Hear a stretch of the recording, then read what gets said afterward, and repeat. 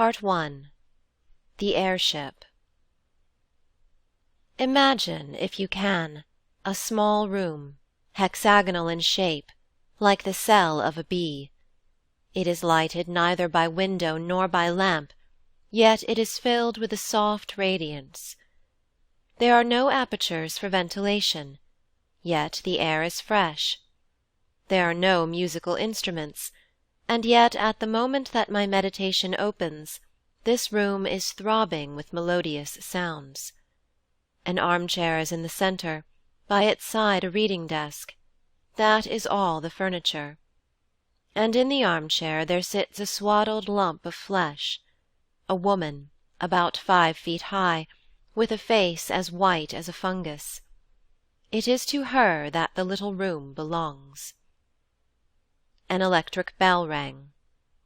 The woman touched a switch, and the music was silent.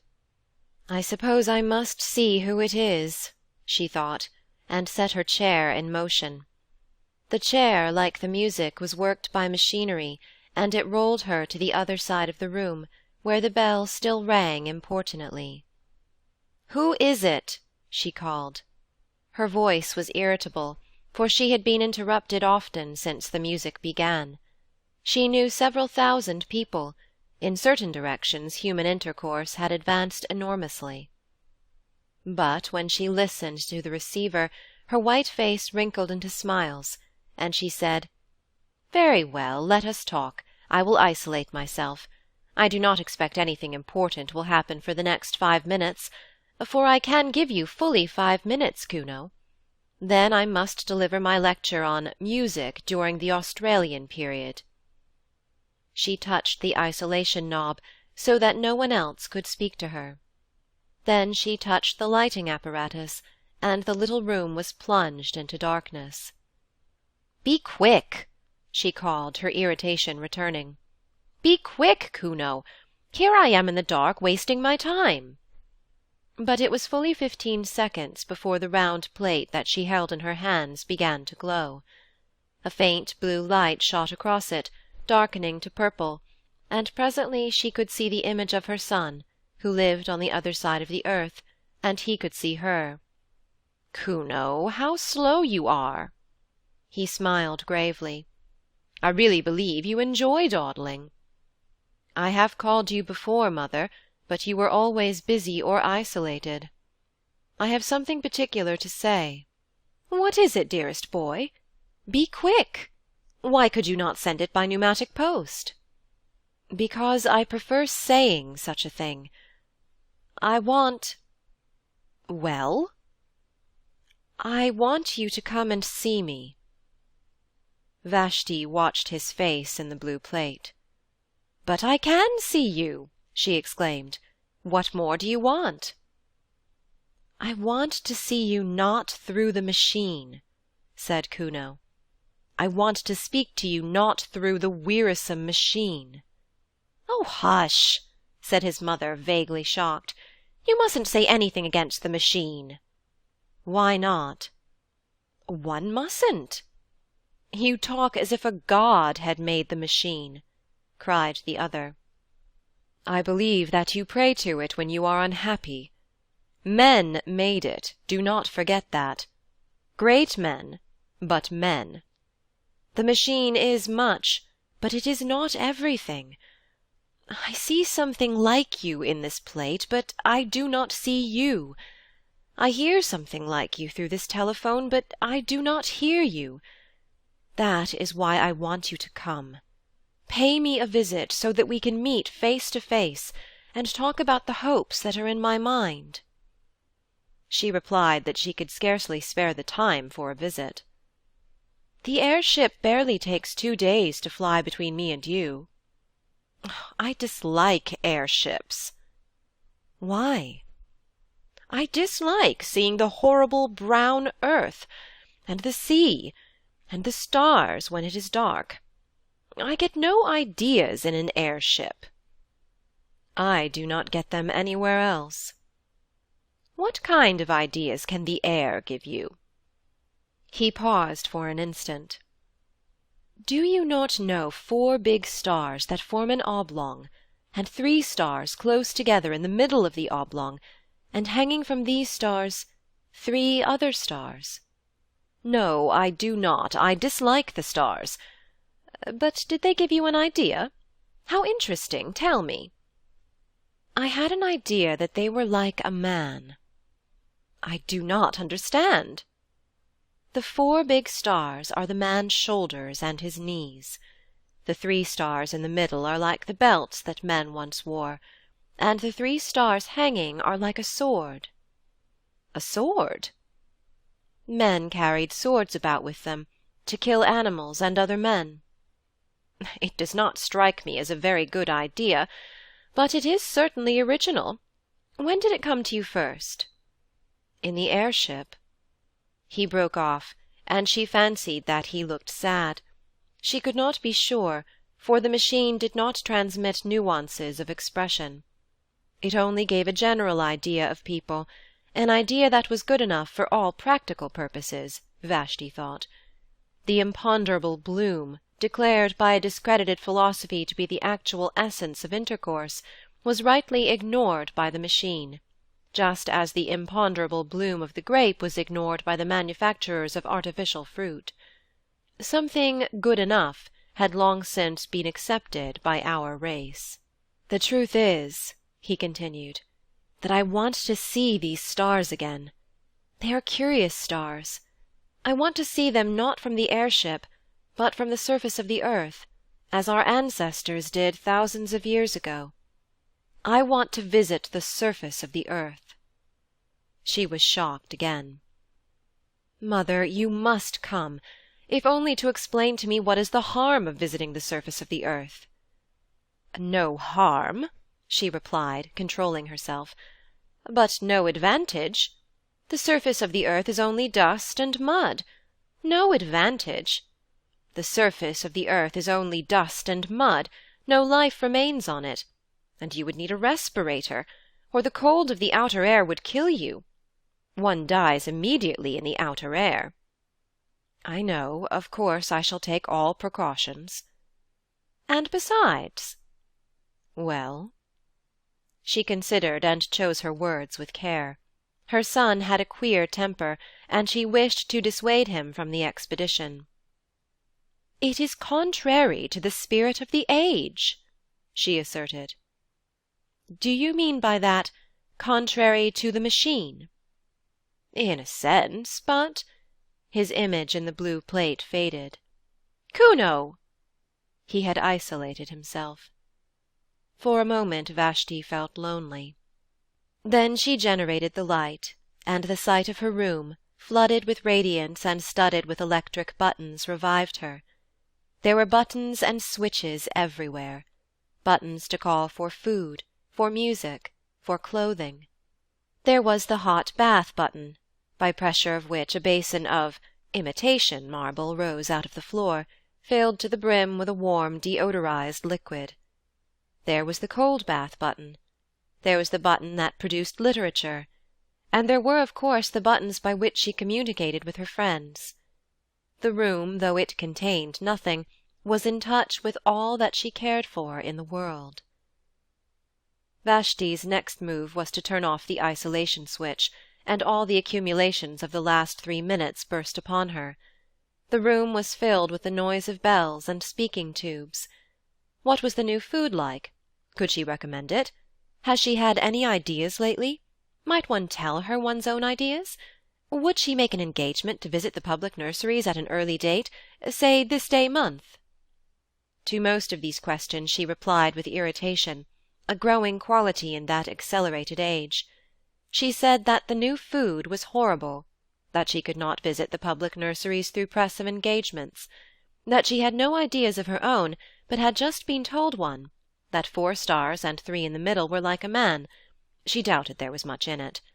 Then she switched off her correspondence, for it was time to deliver her lecture on Australian music. The clumsy system of public gatherings had been long since abandoned. Neither Vashti nor her audience stirred from their rooms. Seated in her armchair she spoke, while they in their armchairs heard her, fairly well, and saw her, fairly well. She opened with a humorous account of music in the pre-Mongolian epoch, and went on to describe the great outburst of song that followed the Chinese conquest. Remote and primeval as were the methods of Yi San So and the Brisbane school, she yet felt, she said, that study of them might repay the musicians of today. They had freshness. They had, above all, ideas. Her lecture, which lasted 10 minutes, was well received, and at its conclusion she and many of her audience listened to a lecture on the sea. There were ideas to be got from the sea. The speaker had donned a respirator and visited it lately. Then she fed, talked to many friends, had a bath, talked again, and summoned her bed. The bed was not to her liking. It was too large, and she had a feeling for a small bed. Complaint was useless, for beds were of the same dimension all over the world, and to have had an alternative size would have involved vast alterations in the machine. Vashti isolated herself.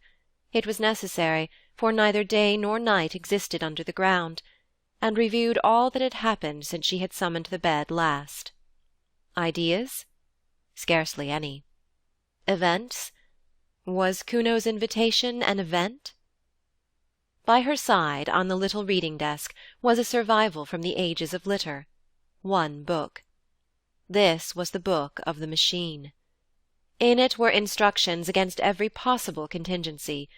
If she was hot or cold, or dyspeptic, or at a loss for a word, she went to the book, and it told her which button to press.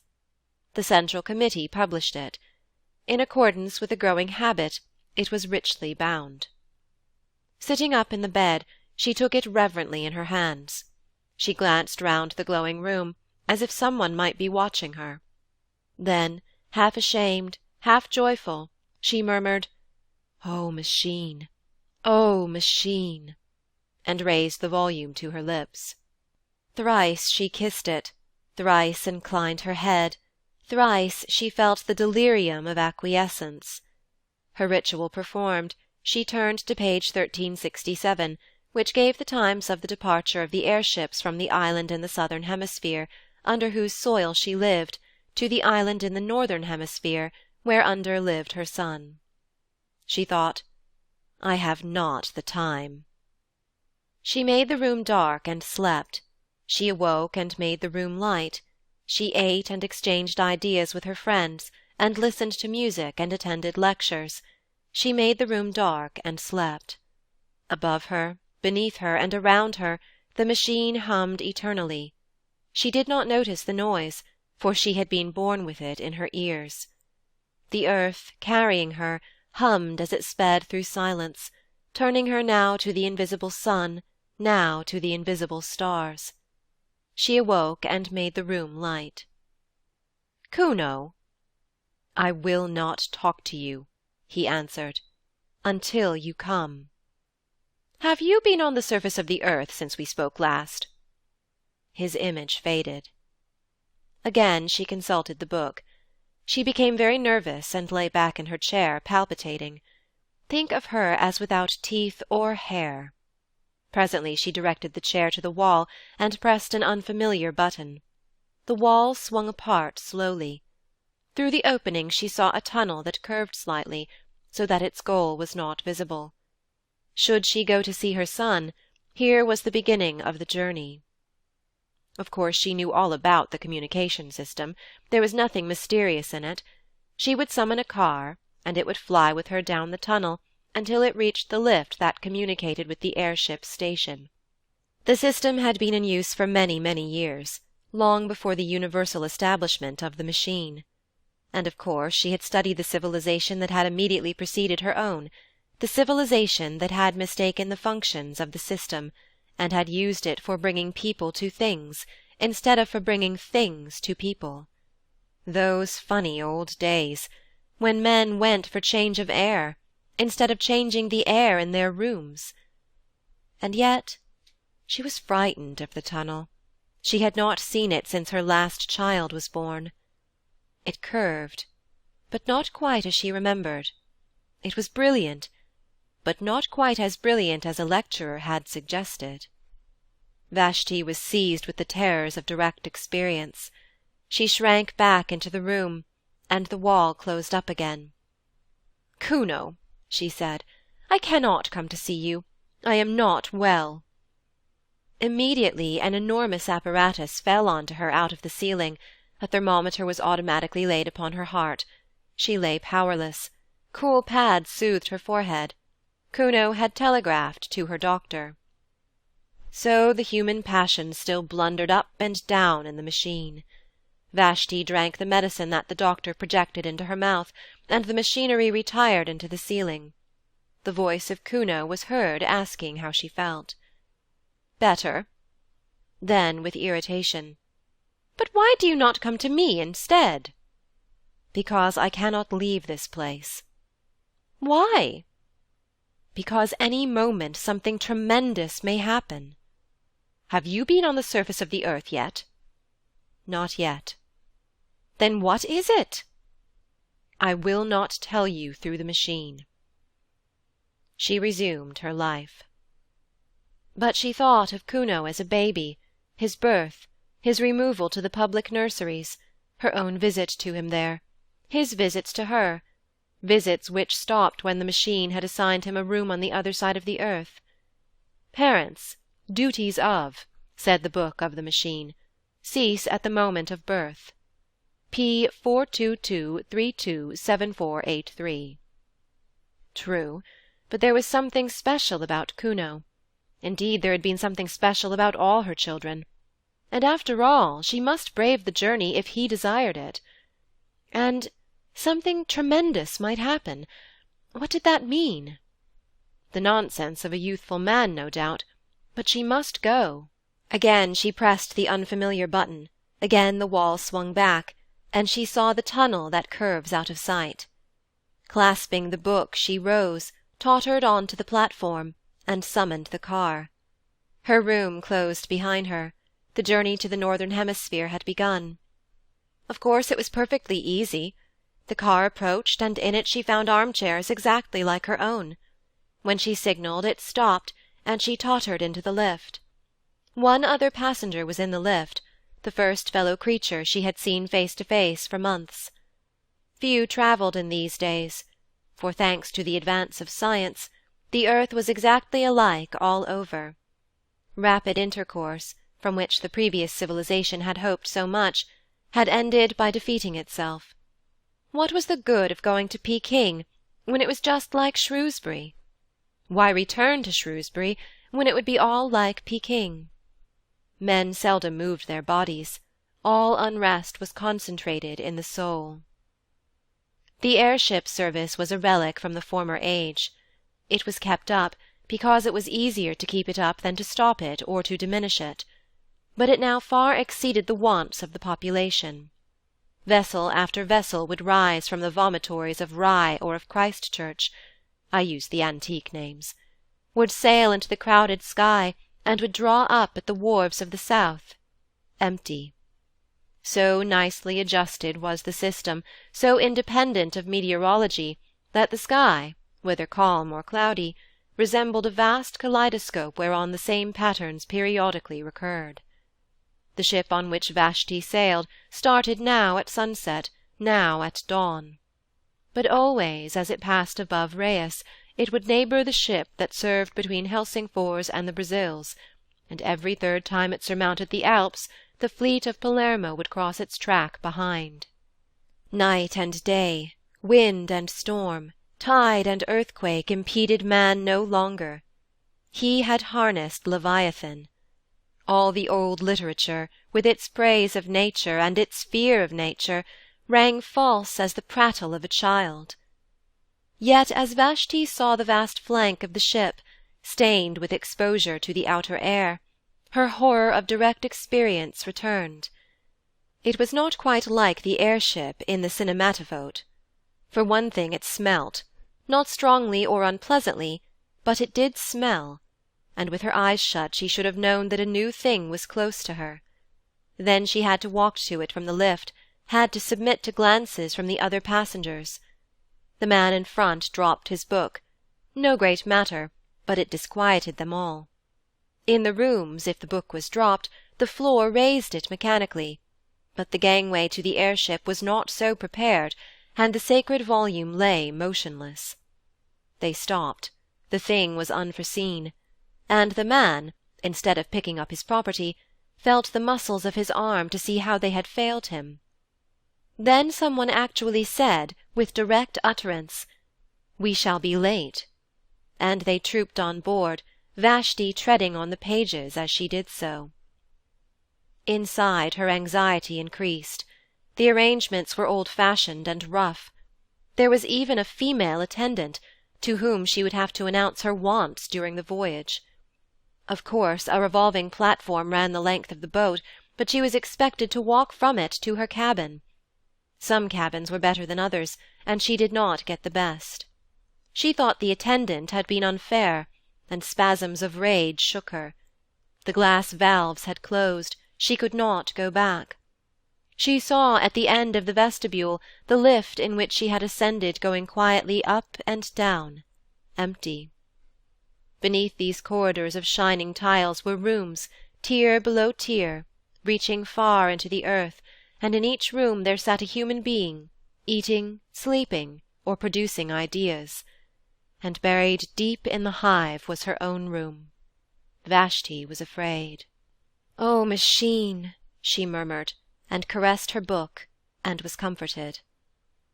Then the sides of the vestibule seemed to melt together, as do the passages that we see in dreams. The lift vanished, the book that had been dropped slid to the left and vanished. Polished tiles rushed by like a stream of water. There was a slight jar, and the airship, issuing from its tunnel, soared above the waters of a tropical ocean. It was night. For a moment she saw the coast of Sumatra edged by the phosphorescence of waves, and crowned by lighthouses, still sending forth their disregarded beams. These also vanished, and only the stars distracted her. They were not motionless, but swayed to and fro above her head, thronging out of one skylight into another, as if the universe and not the airship was careening. And, as often happens on clear nights, they seemed now to be in perspective, now on a plane, now piled tier beyond tier into the infinite heavens, now concealing infinity, a roof limiting forever the visions of men. In either case they seemed intolerable. "Are we to travel in the dark?" called the passengers angrily, and the attendant, who had been careless, generated the light, and pulled down the blinds of pliable metal. When the airships had been built, the desire to look direct at things still lingered in the world. Hence the extraordinary number of skylights and windows, and the proportionate discomfort to those who were civilized and refined. Even in Vashti's cabin one star peeped through a flaw in the blind, and after a few hours' uneasy slumber she was disturbed by an unfamiliar glow, which was the dawn. Quick as the ship had sped westwards, the earth had rolled eastwards quicker still, and had dragged back Vashti and her companions towards the sun. Science could prolong the night, but only for a little, and those high hopes of neutralizing the earth's diurnal revolution had passed, together with hopes that were possibly higher. To keep pace with the sun, or even to outstrip it, had been the aim of the civilization preceding this. Racing aeroplanes had been built for the purpose, capable of enormous speed, and steered by the greatest intellects of the epoch. Round the globe they went, round and round, westward, westward, round and round, amidst humanity's applause. In vain. The globe went eastward quicker still, horrible accidents occurred, and the committee of the machine, at the time rising into prominence, declared the pursuit illegal, unmechanical, and punishable by homelessness. Of homelessness more will be said later. Doubtless the committee was right. Yet the attempt to defeat the sun aroused the last common interest that our race experienced about the heavenly bodies, or indeed about anything. It was the last time that men were compacted by thinking of a power outside the world. The sun had conquered, yet it was the end of his spiritual dominion.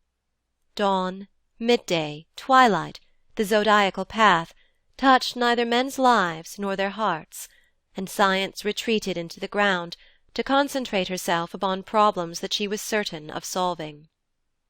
So, when Vashti found her cabin invaded by a rosy finger of light, she was annoyed, and tried to adjust the blind. But the blind flew up altogether, and she saw through the skylight small pink clouds, swaying against a background of blue, and as the sun crept higher, its radiance entered direct, brimming down the wall like a golden sea. It rose and fell with the air-ship's motion, just as waves rise and fall, but it advanced steadily, as a tide advances. Unless she was careful, it would strike her face. A spasm of horror shook her, and she rang for the attendant. The attendant, too, was horrified, but she could do nothing. It was not her place to mend the blind. She could only suggest that the lady should change her cabin, which she accordingly prepared to do. People were almost exactly alike all over the world, but the attendant of the air-ship, perhaps owing to her exceptional duties, had grown a little out of the common. She had often to address passengers with direct speech, and this had given her a certain roughness and originality of manner. When Vashti swerved away from the sunbeams with a cry, she behaved barbarically. She put out her hand to steady her. "How dare you!" exclaimed the passenger. "You forget yourself." The woman was confused, and apologized for not having let her fall. People never touched one another. The custom had become obsolete, owing to the machine. "Where are we now?" asked Vashti haughtily.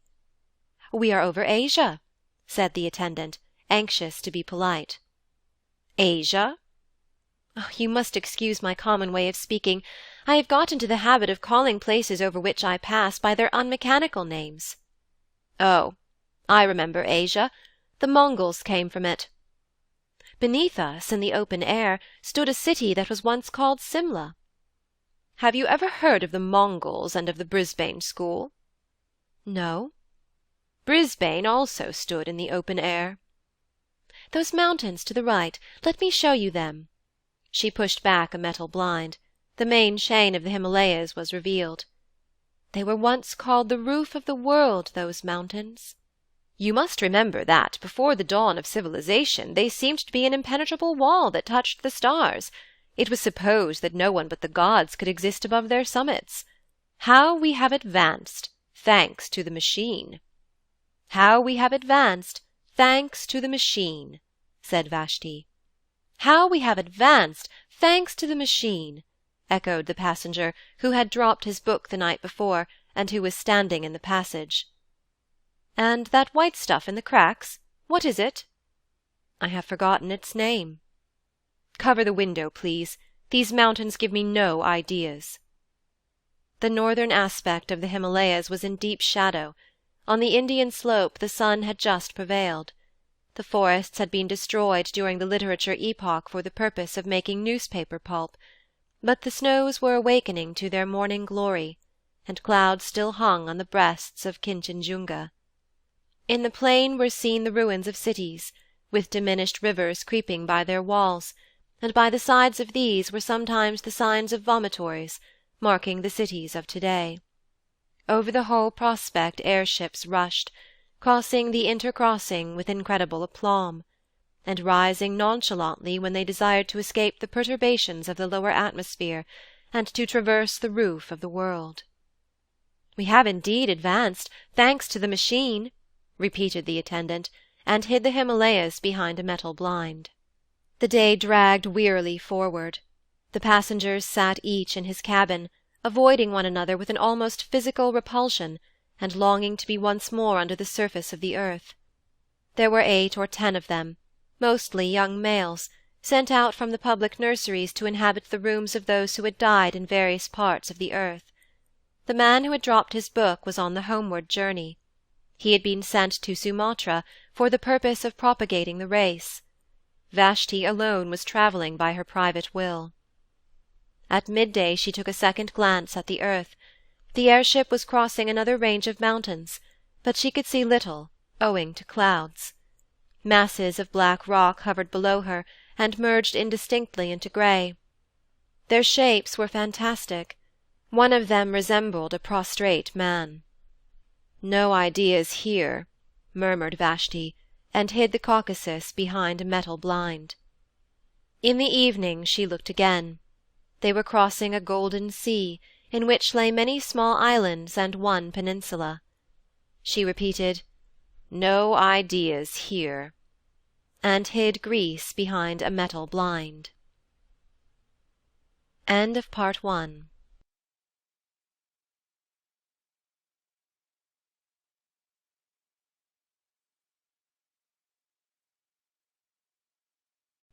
Part 2. The Mending Apparatus. By a vestibule, by a lift, by a tubular railway, by a platform, by a sliding door, by reversing all the steps of her departure, did Vashti arrive at her son's room, which exactly resembled her own. She might well declare that the visit was superfluous. The buttons, the knobs, the reading desk with the book, the temperature, the atmosphere, the illumination, all were exactly the same. And if Kuno himself, flesh of her flesh, stood close beside her at last, what profit was there in that? She was too well bred to shake him by the hand. Averting her eyes, she spoke as follows.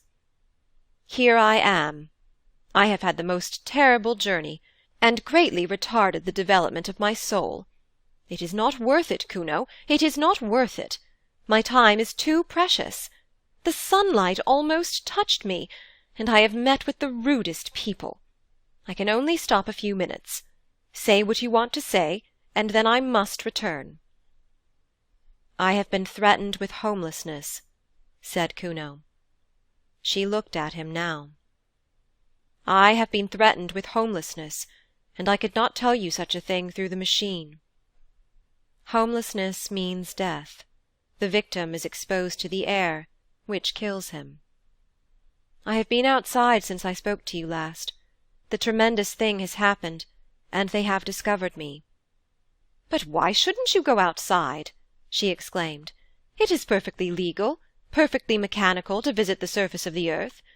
I have lately been to a lecture on the sea. There is no objection to that. One simply summons a respirator and gets an egression permit. It is not the kind of thing that spiritually minded people do, and I begged you not to do it, but there is no legal objection to it." "I did not get an egression permit." "Then how did you get out?" "I found out a way of my own." The phrase conveyed no meaning to her, and he had to repeat it. "A way of your own?" she whispered. "But that would be wrong." "Why?" The question shocked her beyond measure. "You are beginning to worship the machine," he said coldly.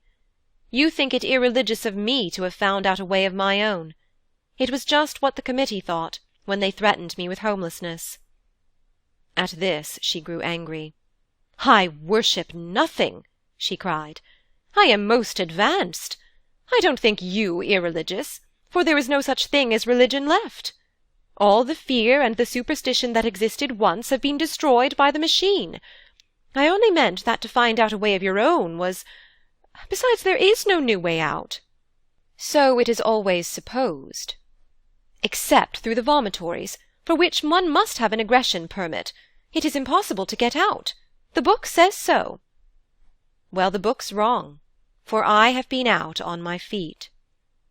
For Kuno was possessed of a certain physical strength. By these days it was a demerit to be muscular.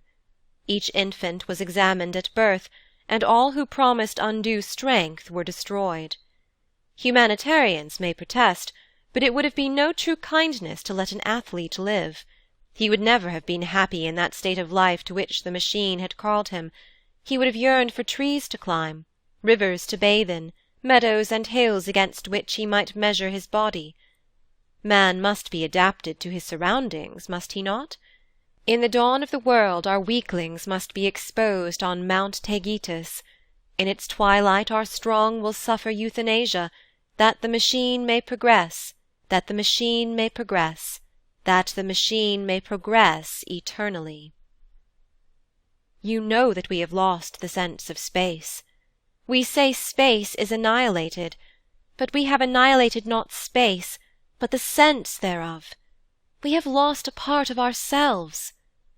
I determined to recover it, and I began by walking up and down the platform of the railway outside my room. Up and down, until I was tired, and so did recapture the meaning of near and far. Near is a place to which I can get quickly on my feet, not a place to which the train or the airship will take me quickly. Far is a place to which I cannot get quickly on my feet. The vomitory is far, though I could be there in 38 seconds by summoning the train. Man is the measure. That was my first lesson. Man's feet are the measure for distance, his hands are the measure for ownership, his body is the measure for all that is lovable and desirable and strong. Then I went further. It was then that I called to you for the first time, and you would not come. This city, as you know, is built deep beneath the surface of the earth, with only the vomitories protruding. Having paced the platform outside my own room, I took the lift to the next platform and paced that also, and so with each in turn, until I came to the topmost, above which begins the earth. All the platforms were exactly alike, and all that I gained by visiting them was to develop my sense of space and my muscles. I think I should have been content with this. It is not a little thing. But as I walked and brooded, it occurred to me that our cities had been built in the days when men still breathed the outer air, and that there had been ventilation shafts for the workmen. I could think of nothing but these ventilation shafts. Had they been destroyed by all the food tubes and medicine tubes and music tubes that the machine has evolved lately? Or did traces of them remain? One thing was certain. If I came upon them anywhere, it would be in the railway tunnels of the topmost story. Everywhere else all space was accounted for. I am telling my story quickly, but don't think that I was not a coward, or that your answers never depressed me. It is not the proper thing, it is not mechanical, it is not decent to walk along a railway tunnel. I did not fear that I might tread upon a live rail and be killed. I feared something far more intangible, doing what was not contemplated by the machine. Then I said to myself, Man is the measure, and I went, and after many visits I found an opening. The tunnels, of course, were lighted. Everything is light, artificial light. Darkness is the exception. So when I saw a black gap in the tiles, I knew that it was an exception, and rejoiced. I put in my arm, I could put in no more at first, and waved it round and round in ecstasy. I loosened another tile and put in my head, and shouted into the darkness, I am coming! I shall do it yet! And my voice reverberated down endless passages. I seemed to hear the spirits of those dead workmen who returned each evening to the starlight and to their wives, and all the generations who had lived in the open air called back to me, You will do it yet! You are coming! He paused, and absurd as he was, his last words moved her. For Kuno had lately asked to be a father, and his request had been refused by the committee. His was not a type that the machine desired to hand on. Then a train passed. It brushed by me, but I thrust my head and arms into the hole. I had done enough for one day, so I crawled back to the platform, went down in the lift, and summoned my bed. Ah, what dreams! And again I called you, and again you refused. She shook her head and said, Don't talk of these terrible things. You make me miserable. You are throwing civilization away. But I had got back the sense of space, and a man cannot rest then. I determined to get in at the hole and climb the shaft, and so I exercised my arms. Day after day I went through ridiculous movements until my flesh ached, and I could hang by my hands and hold the pillow of my bed outstretched for many minutes. Then I summoned a respirator, and started. It was easy at first. The mortar had somehow rotted, and I soon pushed some more tiles in, and clambered after them into the darkness, and the spirits of the dead comforted me. I don't know what I mean by that. I just say what I felt. I felt for the first time that a protest had been lodged against corruption, and that even as the dead were comforting me, so I was comforting the unborn. I felt that humanity existed, and that it existed without clothes. How can I possibly explain this? It was naked. Humanity seemed naked. And all these tubes and buttons and machineries neither came into the world with us, nor will they follow us out, nor do they matter supremely while we are here. Had I been strong, I would have torn off every garment I had and gone out into the open air unswaddled. But this is not for me, nor perhaps for my generation. I climbed with my respirator and my hygienic clothes and my dietetic tabloids. Better thus than not at all. There was a ladder, made of some primeval metal. The light from the railway fell upon its lowest rungs, and I saw that it led straight upwards out of the rubble at the bottom of the shaft. Perhaps our ancestors ran up and down it a dozen times daily, in their building. As I climbed, the rough edges cut through my gloves so that my hands bled. The light helped me for a little, and then came darkness, and worse still silence which pierced my ears like a sword. The machine hums. Did you know that? Its hum penetrates our blood, and may even guide our thoughts. Who knows? I was getting beyond its power. Then I thought, this silence means that I am doing wrong. But I heard voices in the silence, and again they strengthened me. He laughed. I had need of them. The next moment I cracked my head against something. She sighed. I had reached one of those pneumatic stoppers that defend us from the outer air. You may have noticed them from the airship. Pitch dark, my feet on the rungs of an invisible ladder, my hands cut. I cannot explain how I lived through this part, but the voices still comforted me, and I felt for fastenings. The stopper, I suppose, was about 8 feet across. I passed my hand over it as far as I could reach. It was perfectly smooth. I felt it almost to the centre. Not quite to the centre, for my arm was too short. Then the voice said, "Jump. It is worth it. There may be a handle in the centre, and you may catch hold of it, and so come to us your own way. And if there is no handle, so that you may fall and are dashed to pieces, it is still worth it. You will still come to us your own way." So I jumped. There was a handle, and— He paused. Tears gathered in his mother's eyes. She knew that he was fated. If he did not die today, he would die tomorrow. There was not room for such a person in the world. And with her pity, disgust mingled. She was ashamed at having borne such a son, she who had always been so respectable and so full of ideas. Was he really the little boy to whom she had taught the use of his stops and buttons, and to whom she had given his first lessons in the book? The very hair that disfigured his lip showed that he was reverting to some savage type. On atavism the machine can have no mercy. There was a handle, and I did catch it. I hung tranced over the darkness and heard the hum of these workings as the last whisper in a dying dream. All the things I had cared about, and all the people I had spoken to through tubes appeared infinitely little. Meanwhile the handle revolved. My weight had set something in motion, and I spun slowly, and then— I cannot describe it. I was lying with my face to the sunshine. Blood poured from my nose and ears, and I heard a tremendous roaring. The stopper, with me clinging to it, had simply been blown out of the earth, and the air that we make down here was escaping through the vent into the air above. It burst up like a fountain. I crawled back to it, for the upper air hurts, and as it were I took great sips from the edge. My respirator had flown goodness knows where, and my clothes were torn. I just lay with my lips close to the hole, and I sipped until the bleeding stopped. You can imagine nothing so curious.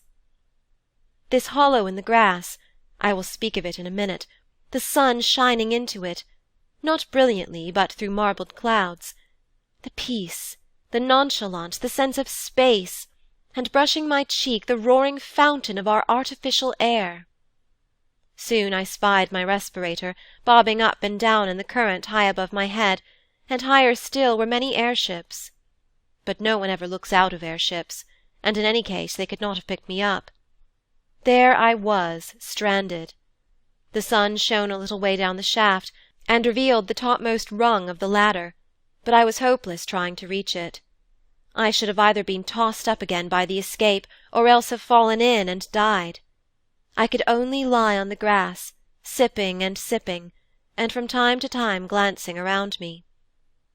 I knew that I was in Wessex, for I had taken care to go to a lecture on the subject before starting. Wessex lies above the room in which we are talking now. It was once an important state. Its kings held all the southern coast, from the Andredswald to Cornwall, while the Wansdyke protected them on the north, running over the high ground. The lecturer was only concerned with the rise of Wessex, so I do not know how long it remained in international power, nor would the knowledge have assisted me. To tell the truth, I could do nothing but laugh during this part. There was I, with a pneumatic stopper by my side and a respirator bobbing over my head, imprisoned, all three of us, in a grass-grown hollow that was edged with fern. Then he grew grave again. Lucky for me that it was a hollow, for the air began to fall back into it, and to fill it as water fills a bowl. I could crawl about. Presently I stood. I breathed a mixture, in which the air that hurts predominated whenever I tried to climb the sides. This was not so bad. I had not lost my tabloids, and remained ridiculously cheerful, and as for the machine, I forgot about it altogether. My one aim now was to get to the top, where the ferns were, and to view whatever objects lay beyond. I rushed the slope. The new air was still too bitter for me, and I came rolling back, after a momentary vision of something grey. The sun grew very feeble, and I remembered that he was in Scorpio. I had been to a lecture on that too. If the sun is in Scorpio, and you are in Wessex, it means that you must be as quick as you can, or it will get too dark. This is the first bit of useful information I have ever got from a lecture, and I expect it will be the last. It made me try frantically to breathe the new air, and to advance as far as I dared out of my pond. The hollow filled so slowly. At times I thought that the fountain played with less vigour. My respirator seemed to dance nearer the earth. The roar was decreasing. He broke off. I don't think this is interesting you. The rest will interest you even less. There are no ideas in it, and I wish that I had not troubled you to come. We are too different, Mother. She told him to continue. It was evening before I climbed the bank. The sun had very nearly slipped out of the sky by this time, and I could not get a good view. You who have just crossed the roof of the world will not want to hear an account of the little hills that I saw, low, colourless hills. But to me they were living, and the turf that covered them was a skin, under which their muscles rippled, and I felt that those hills had called with incalculable force to men in the past, and that men had loved them. Now they sleep, perhaps forever. They commune with humanity in dreams. Happy the man, happy the woman who awakes the hills of Wessex, for though they sleep they will never die. His voice rose passionately. Cannot you see, cannot all you lecturers see, that it is we that are dying, and that down here the only thing that really lives is the machine? We created the machine to do our will, but we cannot make it do our will now. It has robbed us of the sense of space and of the sense of touch.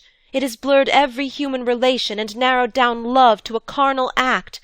It has paralyzed our bodies and our wills, and now it compels us to worship it. The machine develops, but not on our lies. The machine proceeds, but not to our goal. We only exist as the blood corpuscles that course through its arteries, and if it could work without us, it would let us die. Oh, I have no remedy, or at least only one, to tell men again and again that I have seen the hills of Wessex, as Aelfred saw them when he overthrew the Danes. So the sun set. I forgot to mention that a belt of mist lay between my hills and other hills, and that it was the colour of pearl. He broke off for the second time. "Go on," said his mother wearily. He shook his head. "Go on. Nothing that you say can distress me now. I am hardened. I had meant to tell you the rest, but I cannot. I know that I cannot. Good-bye." Vashti stood irresolute. All her nerves were tingling with his blasphemies. But she was also inquisitive. "This is unfair," she complained. "You have called me across the world to hear your story, and hear it I will. Tell me, as briefly as possible, for this is a disastrous waste of time, tell me how you returned to civilization." "Oh, that," he said, starting. "You would like to hear about civilization? Certainly. Had I got to where my respirator fell down?" "No, but I understand everything now. You put on your respirator and managed to walk along the surface of the earth to a vomitory, and there your conduct was reported to the Central Committee." "By no means." He passed his hand over his forehead, as if dispelling some strong impression. Then, resuming his narrative, he warmed to it again. "My respirator fell about sunset. I had mentioned that the fountain seemed feebler, had I not?" "Yes." "About sunset it let the respirator fall. As I said, I had entirely forgotten about the machine, and I paid no great attention at the time, being occupied with other things. I had my pool of air into which I could dip when the outer keenness became intolerable, and which would possibly remain for days, provided that no wind sprang up to disperse it. Not until it was too late did I realize what the stoppage of the escape implied. You see, the gap in the tunnel had been mended, the mending apparatus. The mending apparatus was after me. One other warning I had, but I neglected it. The sky at night was clearer than it had been in the day, and the moon, which was about half the sky behind the sun, shone into the dell at moments quite brightly. I was in my usual place, on the boundary between the two atmospheres, when I thought I saw something dark move across the bottom of the dell and vanish into the shaft. In my folly I ran down. I bent over and listened, and I thought I heard a faint scraping noise in the depths. At this, but it was too late, I took alarm. I determined to put on my respirator and to walk right out of the dell. But my respirator had gone. I knew exactly where it had fallen, between the stopper and the aperture, and I could even feel the mark that it had made in the turf. It had gone, and I realized that something evil was at work, and I had better escape to the other air, and if I must die, die running towards the cloud that had been the colour of a pearl. I never started. Out of the shaft, it is too horrible. A worm, a long white worm, had crawled out of the shaft and was gliding over the moonlit grass. I screamed. I did everything that I should not have done. I stamped upon the creature instead of flying from it, and it at once curled round the ankle. Then we fought. The worm let me run all over the dell, but edged up my leg as I ran. "Help!" I cried. That part is too awful. It belongs to the part that you will never know. "Help!" I cried. Why cannot we suffer in silence? "Help!" I cried. When my feet were wound together, I fell. I was dragged away from the dear ferns and the living hills, and past the great metal stopper. I can tell you this part. And I thought it might save me again if I caught hold of the handle. It also was enwrapped, it also. Oh, the whole dell was full of the things. They were searching it in all directions, they were denuding it, and the white snouts of others peeped out of the hole, ready if needed. Everything that could be moved they brought, brushwood, bundles of fern, everything, and down we all went intertwined into hell. The last things that I saw, ere the stopper closed after us, were certain stars, and I felt that a man of my sort lived in the sky. For I did fight, I fought till the very end, and it was only my head hitting against the ladder that quieted me. I woke up in this room. The worms had vanished. I was surrounded by artificial air, artificial light, artificial peace, and my friends were calling to me down speaking tombs to know whether I had come across any new ideas lately. Here his story ended. Discussion of it was impossible, and Vashti turned to go. "It will end in homelessness," she said quietly. "I wish it would," retorted Kuno. The machine has been most merciful. I prefer the mercy of God. By that superstitious phrase, do you mean that you could live in the outer air? Yes. Have you ever seen round the vomitories the bones of those who were extruded after the Great Rebellion? Yes. They were left where they perished for our edification. A few crawled away, but they perished too. Who can doubt it?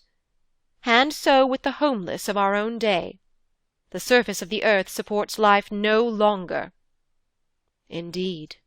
Ferns and a little grass may survive, but all higher forms have perished. Has any airship detected them? No.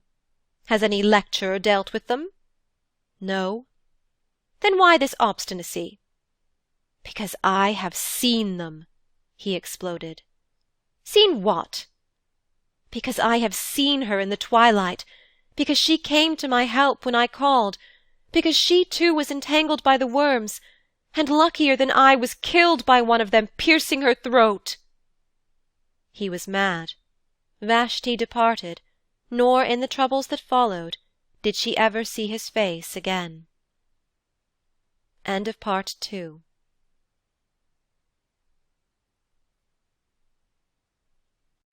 Part 3. The Homeless. During the years that followed Kuno's escapade, 2 important developments took place in the machine. On the surface they were revolutionary, but in either case men's minds had been prepared beforehand, and they did but express tendencies that were latent already. The first of these was the abolition of respirators.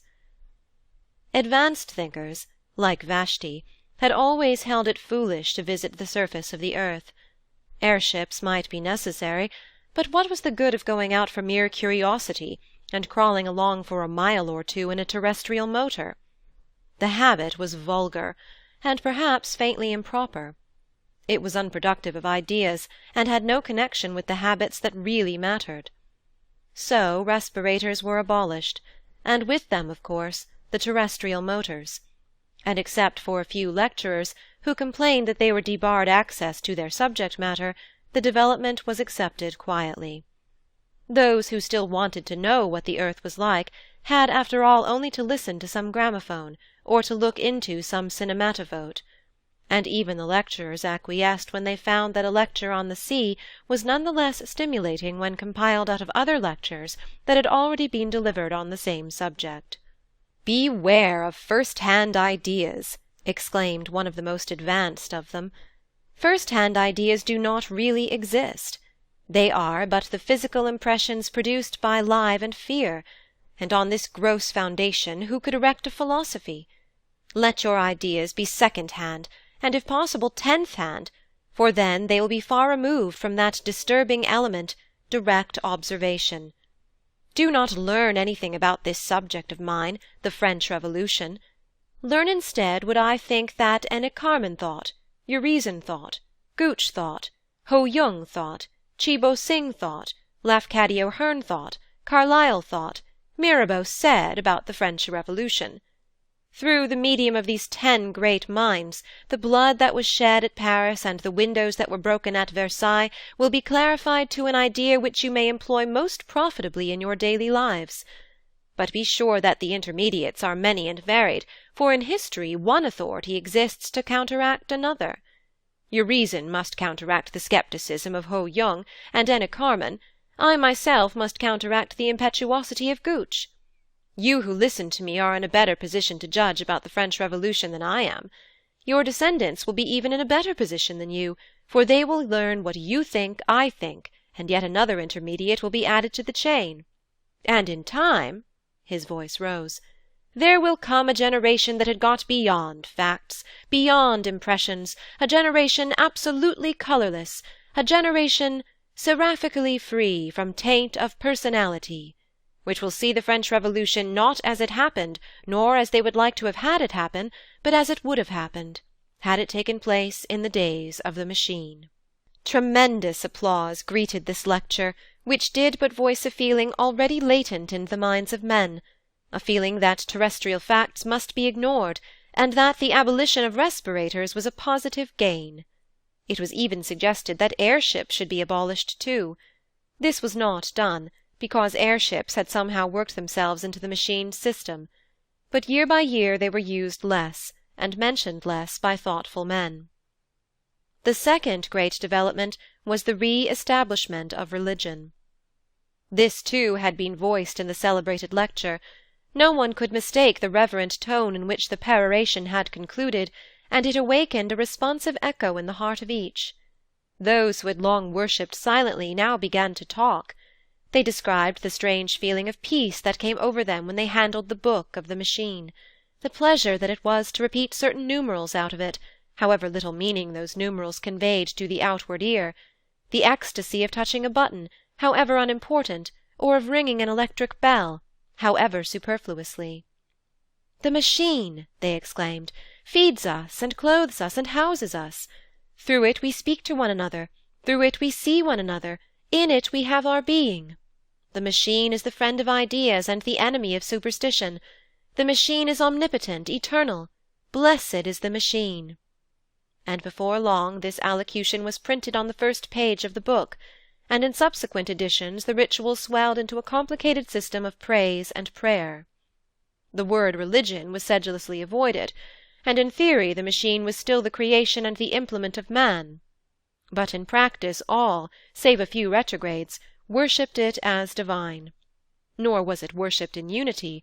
One believer would be chiefly impressed by the blue optic plates through which he saw other believers, another by the mending apparatus, which sinful Kuno had compared to worms, another by the lifts, another by the book, and each would pray to this or to that, and ask it to intercede for him with the machine as a whole.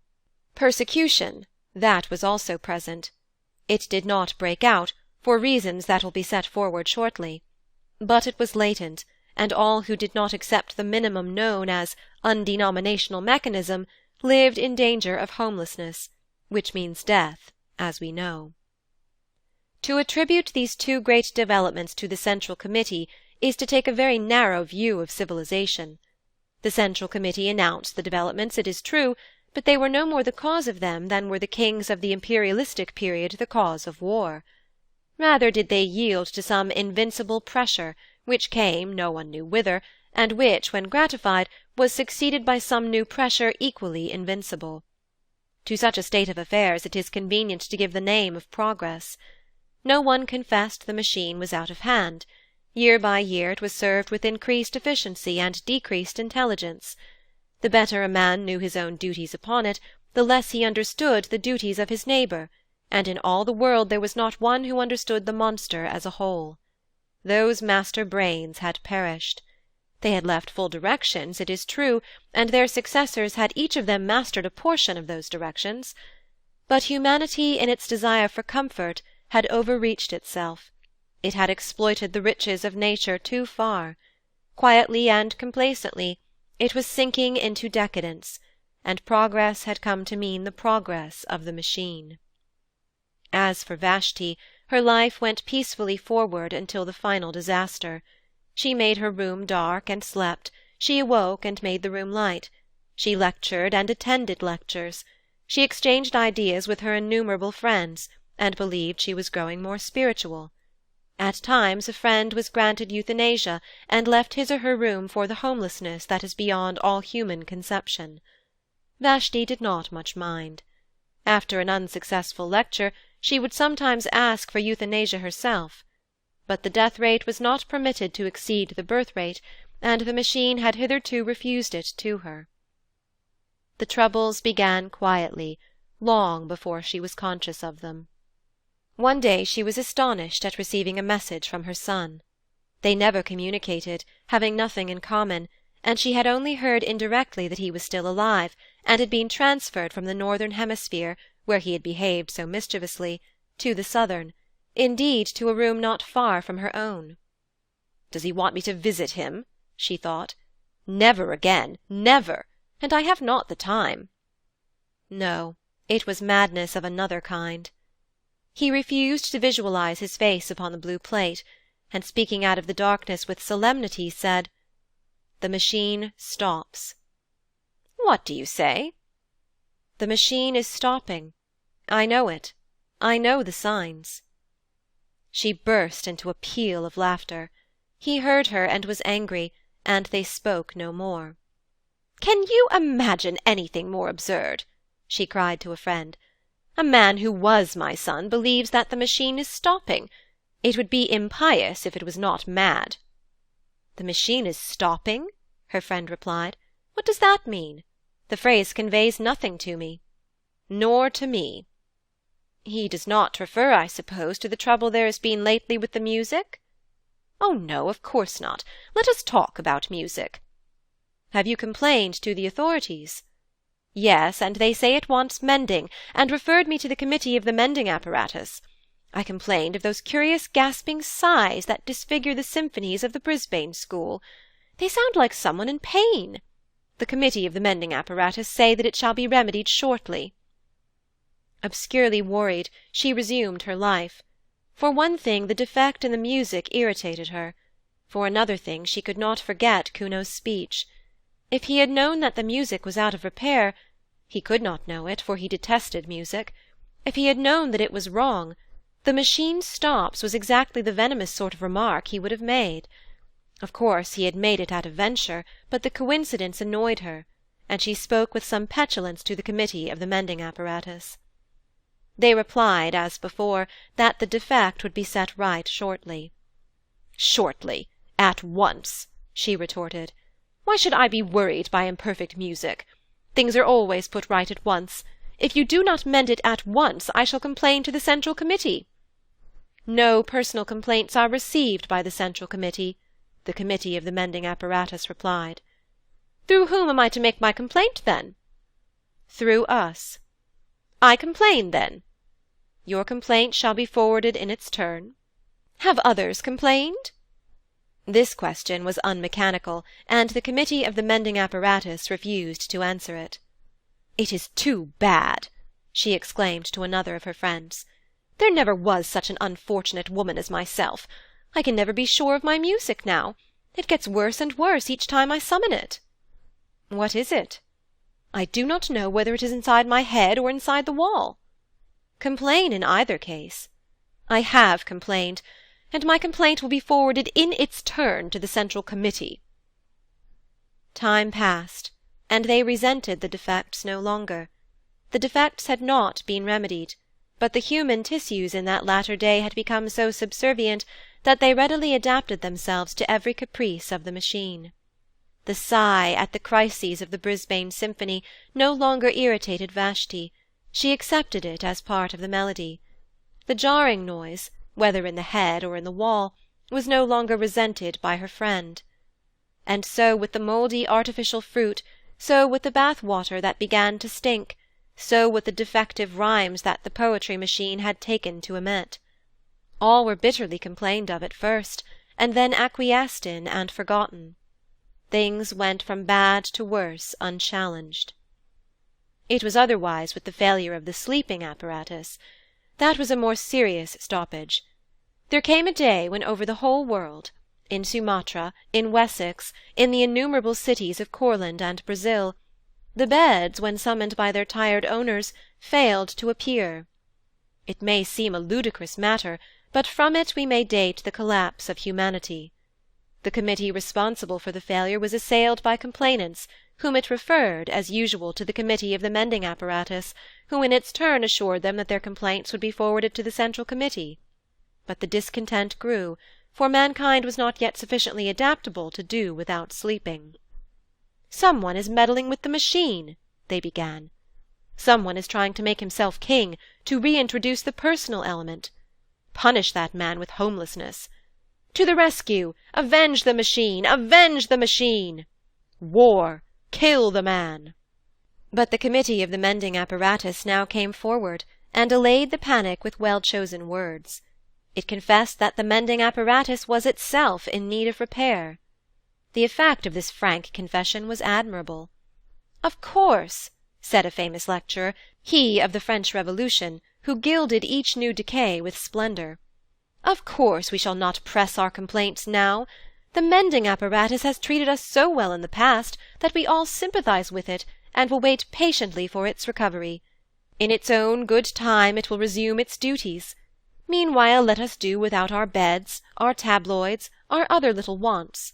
Such, I feel sure, would be the wish of the machine." Thousands of miles away his audience applauded. The machine still linked them.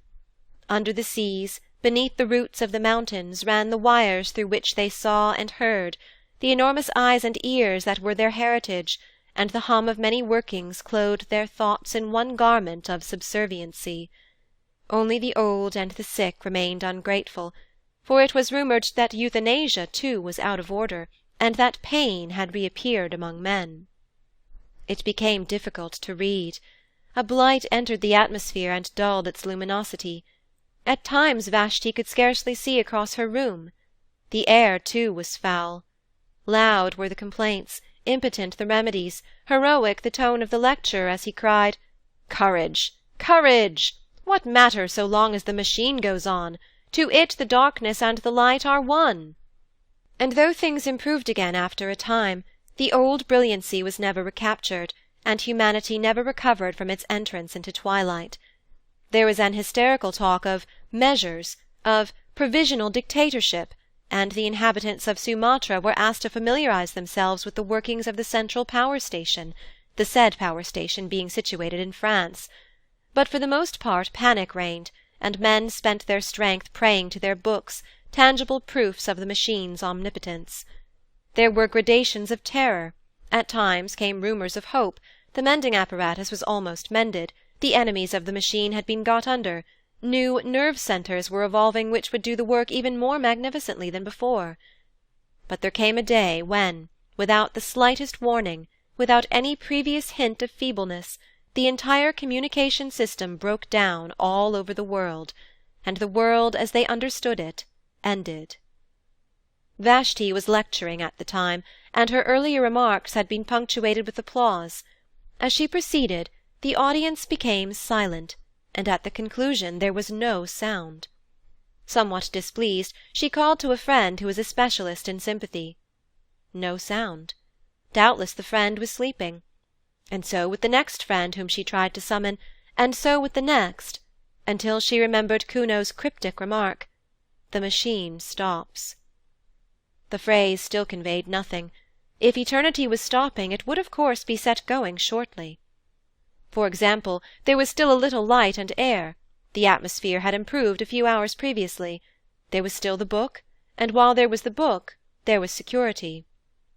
Then she broke down, for with the cessation of activity came an unexpected terror, silence. She had never known silence, and the coming of it nearly killed her. It did kill many thousands of people outright. Ever since her birth she had been surrounded by the steady hum. It was to the ear what artificial air was to the lungs, and agonizing pain shot through her head. And scarcely knowing what she did, she stumbled forward and pressed the unfamiliar button, the one that opened the door of her cell. Now the door of the cell worked on a simple hinge of its own. It was not connected with the central power station, dying far away in France. It opened, rousing immoderate hopes in Vashti, for she thought that the machine had been mended. It opened, and she saw the dim tunnel that curved far away towards freedom. One look, and then she shrank back, for the tunnel was full of people. She was almost the last in that city to have taken alarm. People at any time repelled her, and these were nightmares from her worst dreams. People were crawling about, people were screaming, whimpering, gasping for breath, touching each other, vanishing in the dark, and ever and anon being pushed off the platform onto the live rail. Some were fighting round the electric bells, trying to summon trains which could not be summoned. Others were yelling for euthanasia or for respirators, or blaspheming the machine. Others stood at the doors of their cells, fearing, like herself, either to stop in them or to leave them. And behind all the uproar was silence, the silence which is the voice of the earth and of the generations who have gone. No, it was worse than solitude. She closed the door again and sat down to wait for the end. The disintegration went on, accompanied by horrible cracks and rumbling. The valves that restrained the medical apparatus must have weakened, for it ruptured and hung hideously from the ceiling. The floor heaved and fell and flung her from the chair. A tube oozed towards her serpent fashion, and at last the final horror approached. Light began to ebb, and she knew that civilization's long day was closing. She whirled around, praying to be saved from this at any rate, kissing the book, pressing button after button. The uproar outside was increasing, and even penetrated the wall. Slowly the brilliancy of her cell was dimmed, the reflections faded from the metal switches. Now she could not see the reading stand, now not the book, though she held it in her hand. Light followed the flight of sound, air was following light, and the original void returned to the cavern from which it has so long been excluded. Vashti continued to whirl, like the devotees of an earlier religion, screaming, praying, striking at the buttons with bleeding hands. It was thus that she opened her prison and escaped in the spirit. At least, so it seems to me, ere my meditation closes. That she escaped in the body, I cannot perceive that. She struck by chance the switch that released the door, and the rush of foul air on her skin, the loud throbbing whispers in her ears, told her that she was facing the tunnel again, and that tremendous platform on which she had seen men fighting. They were not fighting now. Only the whispers remained, and the little whimpering groans. They were dying by hundreds out in the dark. She burst into tears. Tears answered her. They wept for humanity, those two, not for themselves. They could not bear that this should be the end. Ere silence was completed their hearts were opened, and they knew what had been important on the earth. Man, the flower of all flesh, the noblest of all creatures visible, man who had once made God in his image, and had mirrored his strength on the constellations, beautiful, naked man was dying, strangled in the garments that he had woven. Century after century had he toiled, and here was his reward. Truly the garment had seemed heavenly at first, shot with colours of culture, sewn with the threads of self-denial. And heavenly it had been, so long as man could shed it at will, and live by the essence that is his soul, and the essence equally divine that is his body. The sin against the body, it was for that they wept in chief, the centuries of wrong against the muscles and the nerves, and those 5 portals by which we can alone apprehend, glozing it over with talk of evolution, until the body was white pap, the home of ideas as colourless, last sloshy stirrings of a spirit that had grasped the stars. "Where are you?" she sobbed. His voice in the darkness said, "Here." "Is there any hope, Kuno?" "None for us." "Where are you?" She crawled over the bodies of the dead. His blood spurted over her hands. "Quicker," he gasped. "I am dying, but we touch, we talk, not through the machine." He kissed her. "We have come back to our own. We die, but we have recaptured life, as it was in Wessex when Ilfrid overthrew the Danes. We know what they know outside, they who dwelt in the cloud that is the colour of a pearl." "But, Kuno, is it true? Are there still men on the surface of the earth? Is this tunnel, this poisoned darkness, really not the end?" He replied, "I have seen them, spoken to them, loved them. They are hiding in the midst and the ferns till our civilization stops. Today they are the homeless. Tomorrow, oh, tomorrow some fool will start the machine again, tomorrow." "Never," said Kuno, "never. Humanity has learnt its lesson." As he spoke, the whole city was broken like a honeycomb. An airship had sailed in through the vomitory into a ruined wharf. It crashed downwards, exploding as it went, rending gallery after gallery with its wings of steel. For a moment they saw the nations of the dead, and before they joined them, scraps of the untainted sky. End of Part 3. End of The Machine Stops by E. M. Forster. Published 1909. Read by Elizabeth Klett. September 2011.